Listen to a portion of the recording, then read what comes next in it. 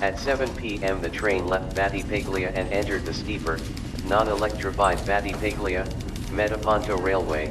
The electric engine had been replaced by 2 steam engines.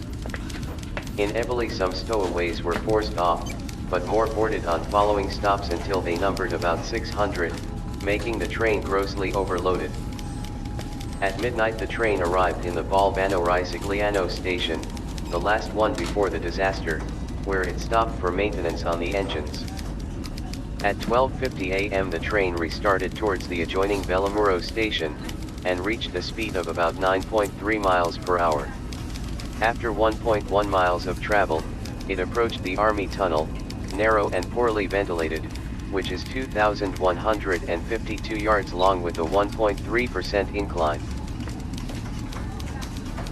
As the engines entered the tunnel, the wheels started to slide on the rails, despite the use of sandboxes, and the train lost speed until it stopped, with almost all the cars inside the tunnel. The air was already filled with smoke since another train had passed shortly before, and the driver's effort to restart the train caused the locomotives to produce even more carbon monoxide-laden smoke. As a result, the crew and stowaways were asphyxiated, so slowly that they failed to realize what was happening to them. Most died in their sleep.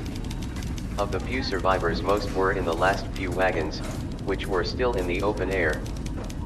At some point the driver of the locomotive tried to engage the reverse gear in an attempt to exit the tunnel, but he fainted before succeeding.